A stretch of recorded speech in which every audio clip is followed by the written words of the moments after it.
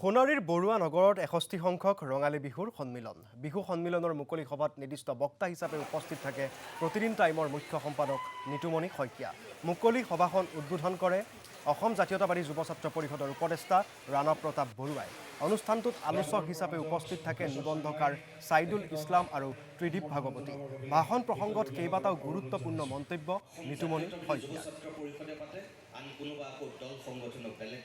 অসম জাতীয়তাবাদী যুৱ ছাত্ৰ পৰিষদে পাতে, আন কোনোবা আকৌ দল সংগঠনক বেলেগ বেলেগকৈ পাতে আৰু নাম দিয়ে তেওঁলোকে কেন্দ্ৰীয় ৰঙালী বিহু।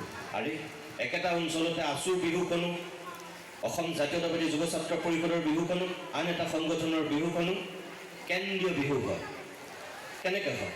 এখন বিহু আমি কিয় কৰিব নোৱাৰোঁ? কিন্তু আপোনালোকৰ ইয়াত মোৰ সেইটো জানি ভাল লাগিছে, সকলো ৰাইজ, বিভিন্ন দল সংগঠন সকলো একত্ৰিত হৈ এই বিহুখন পাতিছে আৰু এইটোৱেই আচল বাৰ্তা।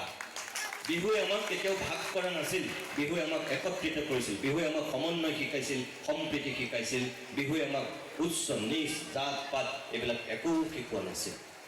আৰু এই আপোনালোকৰ এই অঞ্চলটোৰ ৰাইজে বিহুৰ সেই প্ৰকৃত যিটো সম্প্ৰীতি সমন্বয় সেইটো আপোনালোকে ধৰি ৰাখিছে আৰু মোৰ অনুৰোধ যে আপোনালোকে ভৱিষ্যতলৈকেও ধৰি ৰাখিব। পিছত যিজন মানুহে অসমীয়া মানুহক এটা সুকীয়া মাদকতা দিছিল, এককভাৱে দিছিল, সেই মানুহজন আমাৰ মাজৰ পৰা নোহোৱা হোৱাৰ পিছত অসমীয়া জাতি এইবাৰ প্ৰথমবাৰৰ কাৰণে জুবিনবিহীন বিহু উদযাপন কৰিছে। সেইকাৰণেই চাগে চব থাকিও আমাৰ কিবা এটা নাই।